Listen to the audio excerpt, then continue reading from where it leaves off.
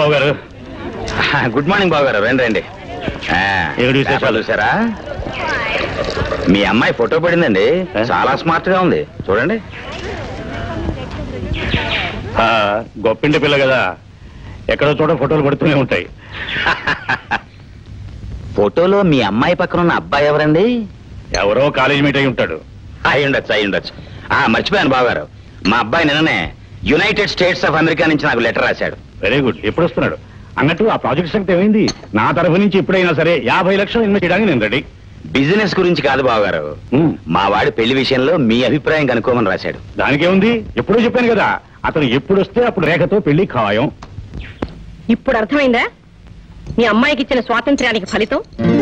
ఇవాళ భుజంగరావు ఏదో విసిరాడు, వ్యంగ్యంగా మాట్లాడాడు.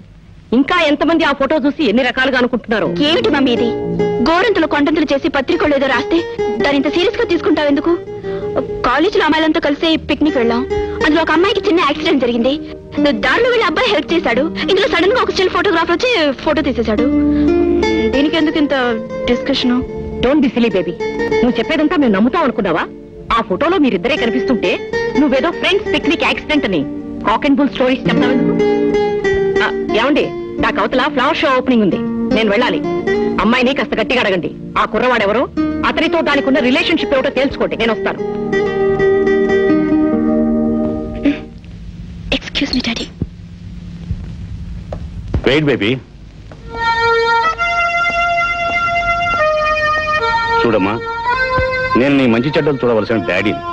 నాతో నిజం చెప్పు, అతను నీకు యాక్సిడెంటల్ గా కలిసిన వాడా, లేక కావాలని నువ్వు కలుసుకున్నవాడా? కేవలం పరిచయస్తుడైతే పర్వాలేదు, కానీ అతనితో కలిసి నువ్వు జీవితాన్ని పంచుకోవాలనుకుంటే మాత్రం అతన్ని గురించిన వివరాలు మేము కూడా తెలుసుకోవటం అవసరం. పొడిగిసే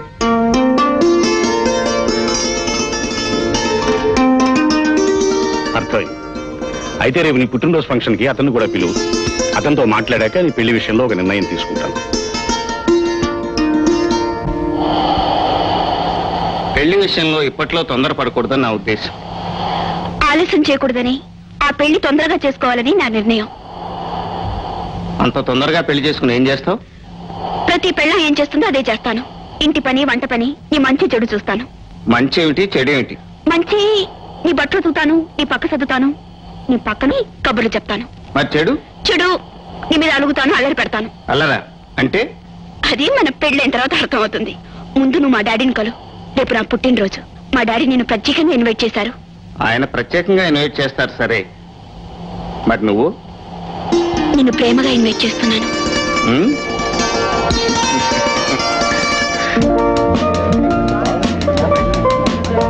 hi Rekha. Hi. Many happy returns of the day. Thank you. Last year మేము అమెరికా వెళ్ళినప్పుడు ప్రెసిడెంట్ డ్రాగన్ తో వైట్ హౌస్ లో డిన్నర్ తీసుకున్నాం. అక్కడ వాళ్ళంతా యువర్ లుకింగ్ ప్రిటీ అన్నారు. నాకు చాలా సిగ్గేసింది. I really felt very shy, you know, after long time.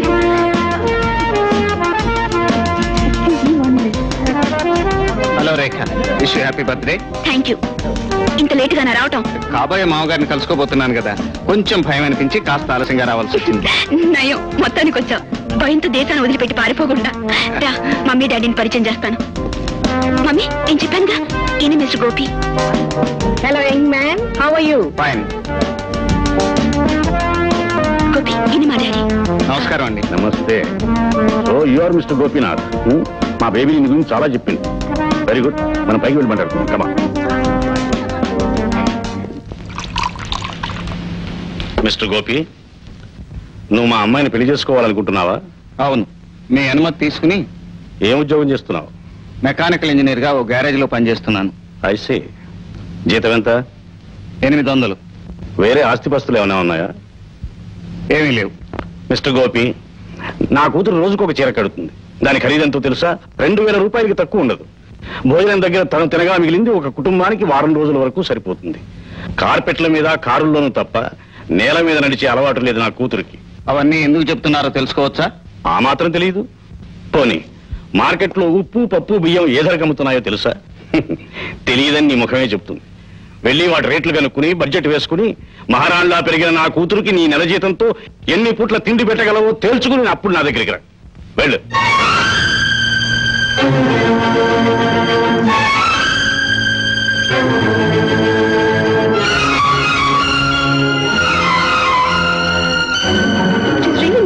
love that music. My God, good number. Gopi? Excuse me. Gopi? ఏమిటి అలా ఉన్నావు? ఏమన్నారు డాడీ? డబ్బున్న ఆడపిల్ల తండ్రి పేదవాడి ప్రేమ గురించి ఏమనాలో అదే అన్నాడు.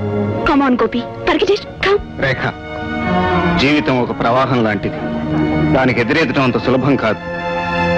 ఈ పరిస్థితుల్లోనూ నన్ను మర్చిపోవటమే మంచిది.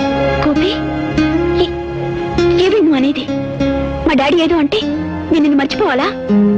అది జరిగే పని కాదు. మా డాడీయే కాదు, ఈ లోకమే ఎదురు నిలిచినా సరే మన పెళ్లి ఎవరు ఆపలేరు, మనల్ని ఎవరు విడదీయలేరు.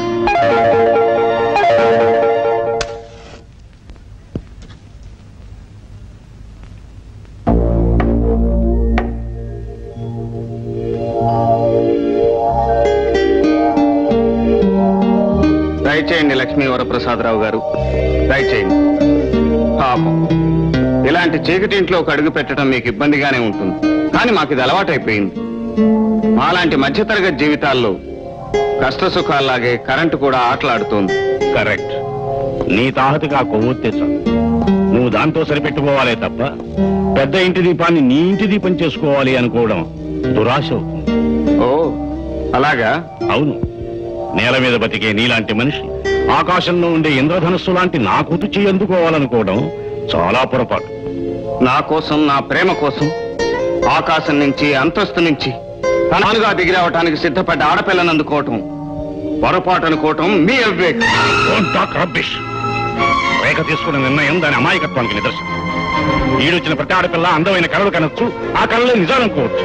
అంత మాత్రం నా ప్రాణప్రదంగా చూసుకునే నా కూతురు ఇలాంటి పొరపాటు చేస్తుంటే నేను చూస్తూ ఊరుకోను. నువ్వు రేఖని కలుసుకోవటం మానేయాలి. అందుకు ఇదిగో చెక్కు. ఎంతకు రాశారు? 1,00,000 రూపాయలు. నువ్వు జీవితంలో ఊహించనంత డబ్బు. మీ పరువు ప్రతిష్టలకు మచ్చ రాకుండా ఉండటానికి ఖర్చు పెట్టేది 1,00,000 రూపాయలేనా? ఆ మచ్చ చెరిపేసుకోవడానికి అవసరమైతే 2 లక్షలు ఇస్తాను. 2 లక్షలేం కర్మ, 2 కోట్లైనా ఇవ్వగలరు. కోటీశ్వరులు కదా, డబ్బుతో ఏదైనా కొనగలరు.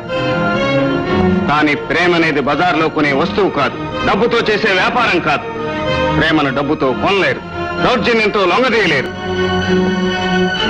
ఒక్క విషయం గుర్తుంచుకోండి, మాలాంటి పేదవాళ్ల ప్రేమకు ఖరీదు కట్టే కోటీశ్వరుడు ఈనాటి వరకు ఈ లోకంలో పుట్టలేదు. దయచేసి ఇక వెళ్ళండి.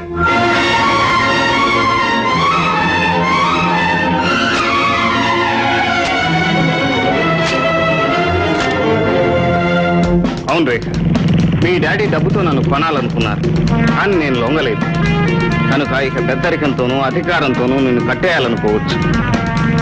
రేఖ, అనుకోని మన కలయిక అందమైన అనుబంధంగా మారింది. దాన్ని తెంపుకోవటం, మనసును చంపుకోవటం కష్టమే, కానీ మీ డాడీ కారణంగా మనం దూరం ఒక తప్పదేమని అనిపిస్తోంది. గోపి, ప్రేమ అనేది ఏ కష్టానికి తల వంచదు, ఏ బాధకి భయపడదు. పెద్దలు హద్దులు పెట్టడం ప్రేమ విషయంలో పరిపాటేగా. నువ్వు దేని గురించి బాధపడద్దు. మా డాడీకి నేను నచ్చ చెప్తానుగా. నువ్వు నాకు నచ్చ చెప్పాలనుకుంటున్నావా రేఖ? ఇది లైలా మజ్ను కాలము కాదు, రోమియో జూలియట్ యుగము కాదు. పేదరికం తలుపు తడుతుంటే ప్రేమ కిటికీలోంచి పారిపోయే కాలం. ప్రేమ కథలు చెప్పుకోవడానికి బాగానే ఉంటాయి, కానీ జీవితమే ప్రేమ కథగా మారితే విషాదమే మిగులుతుంది. డాడీ, డబ్బు సంపాదనకి అలవాటు పడ్డ మీకు ప్రేమ కంటే రూపాయి నోట్లే విలువైనగా అనిపించొచ్చు, కానీ నాకు మాత్రం ఈ లోకంలో అన్నిటికంటే ముఖ్యమైంది ప్రేమ. అదే నీ నిర్ణయం అయితే నేను చెప్పేది ఒకటే, అతని గరాజీలో మెకానిక్ గా పనిచేయడం మనకి పరువు తప్పు, మన అంతస్తుకి అవమానం. అతన్ని వెంటనే ఆ ఉద్యోగం మానుకోమని చెప్పు. మీ డాడీ చెప్పారని ఎట్టి పరిస్థితుల్లోనూ నేను చేస్తున్న ఉద్యోగాన్ని మానలేను. ఆయన దృష్టిలో నా అంతస్తు చిన్నదే కావచ్చు, కానీ నేను కష్టపడి ఏర్పరచుకున్న అంతస్తు అన్నా, జీవితం అన్నా నాకెంతో గౌరవం. దాని గురించి సిగ్గుపడవలసిన అవసరం నాకు లేదు. అతను ఒట్టి మూర్ఖుడు, మొండివాడు. పేదరికమే గొప్పతనం అనుకుంటున్నాడు. ఐశ్వర్యవంతుణ్ణి ద్వేషించవచ్చును గాని ఐశ్వర్యాన్ని ద్వేషించడం దౌర్భాగ్యం. చూడు రేఖ, కటికి చీకట్లో కాలక్షేపం చేయడం మానుకుని వెలుగులో బ్రతకడం నేర్చుకోమని అతనితో చెప్పు. అప్పుడు అతన్ని ఇంటి అల్లుడిని చేసుకుంటాను. అప్పుడు మీరిద్దరూ మా కళ్ళెదుట సుఖంగా సంతోషంగా బ్రతకొచ్చు. నా సుఖం కోసం, సౌఖ్యం కోసం నా వ్యక్తిత్వాన్ని చంపుకోలేను, నన్ను నేను అమ్ముకోలేను. రేఖ, నువ్వు నన్ను పెళ్లి చేసుకుంటే నాతో పాటే తింటావు, నాతోనే ఉంటావు, నా కష్ట సుఖాల్లో పాలు పంచుకుంటావు. అన్నం గురించి, ఆకలి గురించి మాట్లాడే వారికి ఇంత గొప్ప ఇంటికి అల్లుడయ్యే అర్హత లేదు. అలాంటి వాడిని గురించి నువ్వు నా పరువు ప్రతిష్టల్ని మంటగలుపుతానంటే నేను ఒప్పుకోను. ఈ ఇంట్లో నా మాట శిలాశాసనం అని నీకు తెలుసుగా.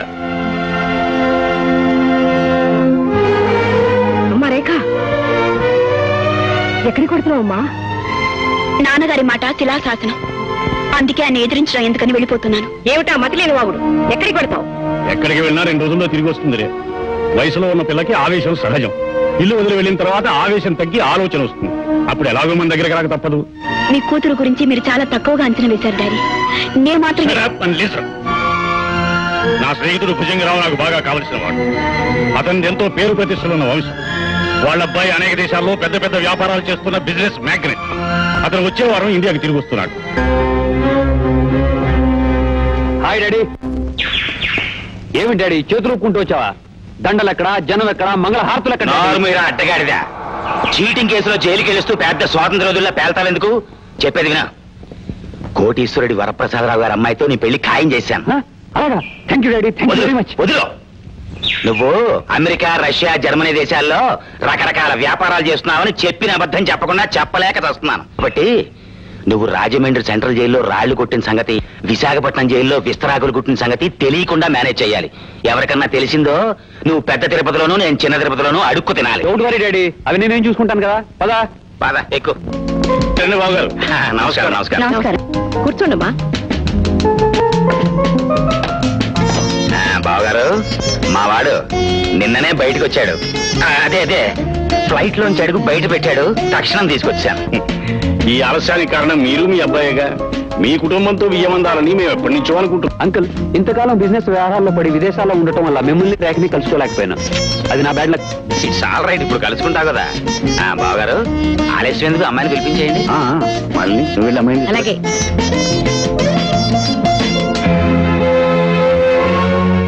నమస్తే.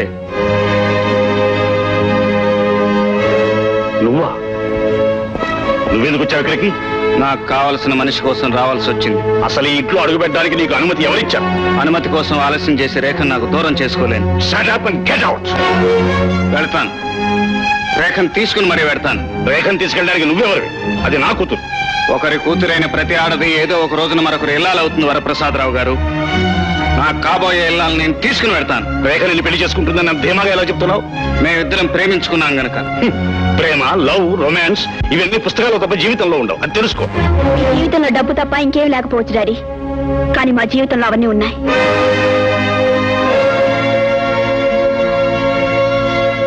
రేఖ, ఏమిటి గొడవంతా? గొడవ చేస్తున్నది మీరు మమ్మీ. నాకు ఇష్టం లేకపోయినా డబ్బు, ఆస్తి, హోదా అంటూ బలవంతంగా నిశ్చితార్థం జరపాలని చూస్తున్నారు. నేను గోపిని ప్రేమించాను. అందుకు మీరు అభ్యంతరం చెప్తున్నారు గనక మిమ్మల్ని ఇంటిని వదిలిపెట్టి అతనితో వెళ్ళిపోవాలని నిర్ణయించుకున్నాను. రేఖ, ఆగు. రేఖ, అడుగు ముందుకి వేసావా? జాగ్రత్త. రేఖ మీరు చేయి పట్టుకుని అడుగులు వేయించే పసిపిల్ల కాదు వరప్రసాదరావు గారు. రా రేఖ.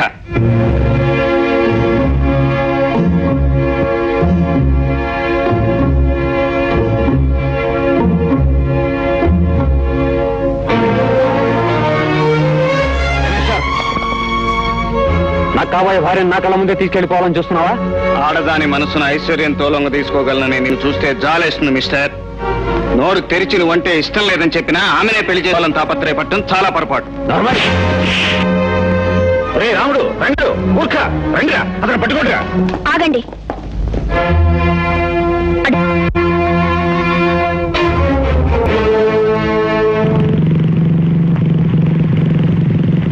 ధైర్యంగా మీ నాన్నగారిని ఎదిరించావే. తమరు మాత్రం రాలేదా ధైర్యంగా ఇంటి దాకా?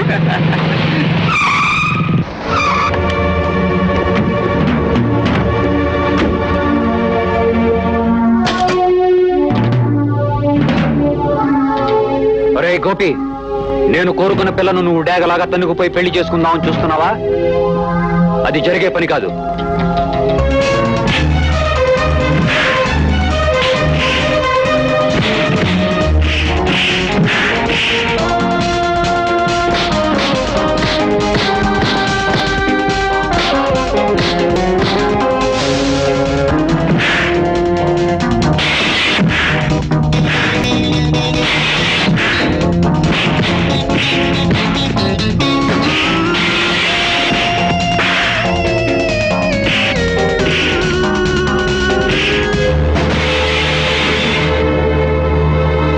సన్నాసులారా, తొందరగా పోనీ ఉండరా.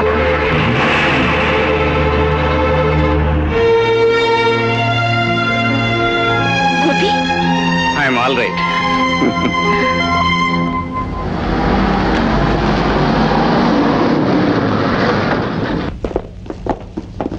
మిస్టర్, నీ పేరు గోపియేనా? అవును. మీరేనా మిస్ రేఖ? మీ ఇద్దరు నాతో పోలీస్ స్టేషన్కి రావాలి. దేనికి? మీ మీద వరప్రసాదరావు గారు కంప్లైంట్ ఇచ్చారు. ఇన్స్పెక్టర్ గారు, అసలు ఏం జరిగిందంటే మీరేం చెప్పదలుచుకున్నారో పోలీస్ స్టేషన్కి వచ్చి చెప్పండి. కమాన్. ఇన్స్పెక్టర్, ముందు మేము చేసిన తప్పేమిటో చెప్పండి. షటప్. ఒక పరువు ప్రతిష్టలు ఉన్న కుటుంబం నుంచి లేవ తీసుకుపోయి నేను చేసిన తప్పేమిటి అని అడుగుతున్నావా? ఇన్స్పెక్టర్, మీరు తొందరపడి పొరపాటుగా మాట్లాడుతున్నారు. ఆయన నన్ను లేవ తీసుకొని రాలేదు. నేనే ఇష్టపడి మా ఇంటి నుంచి ఆయనతో పాటు వచ్చేసాను. మేమిద్దరం పెళ్లి చేసుకోవాలనుకుంటున్నాం. కానీ అందుకు మీ నాన్నగారు ఒప్పుకోరమ్మా. ఆయన మీరు ఒప్పుకోవాల్సిన అవసరం లేదు ఇన్స్పెక్టర్. నేను మేజర్ని. నా ఇష్టం వచ్చిన మనిషిని పెళ్లి చేసుకునే హక్కు నాకుంది. దానికి కాదనే అధికారం మీ చట్టానికి కూడా లేదు. Hello inspector. రండి సార్, సమయానికి మీరే వచ్చారు. మీ అమ్మాయి తన మేజర్నని, తన పూర్తి ఇష్టంతోనే ఇంటి నుంచి వచ్చేశానని, అతన్ని పెళ్లి చేసుకుంటానని స్టేట్మెంట్ ఇచ్చింది. ఇలాంటి పరిస్థితుల్లో అతని మీద ఏ విధమైన చర్య తీసుకోలేం. One moment. ఇన్స్పెక్టర్, మీ అధికారాన్ని ఉపయోగించి ఎలాగైనా సరే ఈ పెళ్లి జరగకుండా చూడాలి.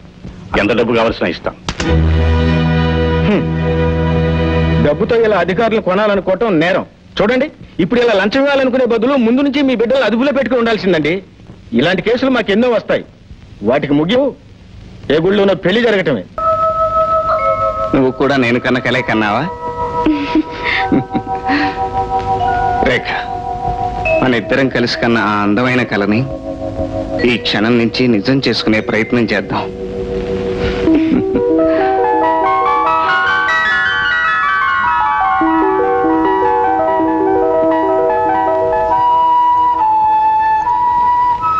Good morning. ఏమండి, మిమ్మల్ని లేవండి, లేవండి. తెల్లారి చాలాసేపు అయింది. అరే, అలా బద్దకిస్తేలా? ఆఫీస్కి వెళుతూ లేవమంటుంటే లేవండి. అబ్బా లేవండి, కాఫీ చల్లారిపోతుంది. మీరు ఇలా అయితే లేవరు.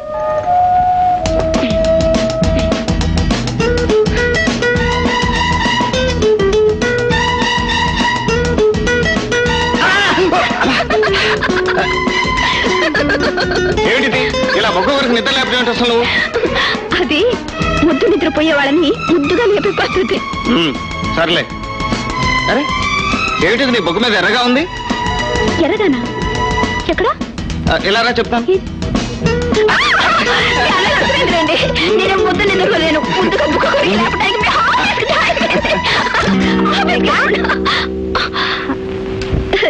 రాజు తీరా. I'm sorry. ఇద్దరు మంచి మూడ్ లో ఉండగా పానకలో పుడకలా రామాయణంలో పిడకలా వచ్చేసినట్టున్నాను. ఐఎమ్ సారీ బావగారు. చిచి, అదేం లేదు. పైకలు అంటున్నావు కానీ లోపల మాత్రం ఇలా వచ్చినందుకు పీకల్లా కోపం వచ్చి ఉంటుంది. చూడు, ఆడ మగ పెళ్ళైన కొత్తలో ఉన్న ఊళ్ళో ఇలా ఉన్నారనుకో, నాలాంటి పల్లెని ఫ్రెండ్ పక్కింటి వాళ్ళు ఎవరో ఒకరు ఎందుకో అందుకు వచ్చి పరిస్థితి మంచి పాకలో ఉండగా డిస్టర్బ్ చేస్తారు. అందుకే కొత్త దంపతులు హనీమూన్కి వెళ్ళాలి అంటాను. ఏమంటారు బావగారు? గుడ్ ఐడియా అంటాను. అందుకే మీ ఇద్దరు హనీమూన్కి వెళ్ళటానికి అన్ని ఏర్పాట్లు చేశాను. మీరు వెంటనే బయలుదేరి కొంతకాలం పాటు అందరినీ మర్చిపోయి ఒకరితో ఒకరు, ఒకరిలో ఒకరు, ఇద్దరు ఒకరై ఒక ఊపేసి రావాలి.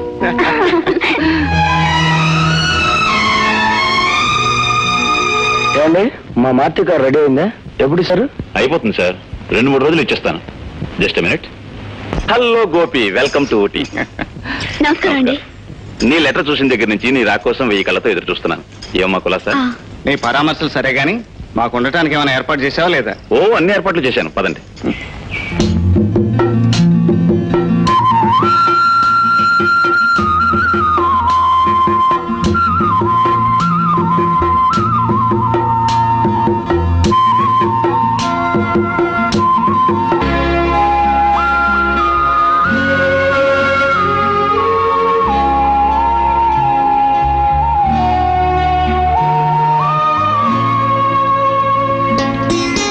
ఏమిటి చెక్కుతున్నావు?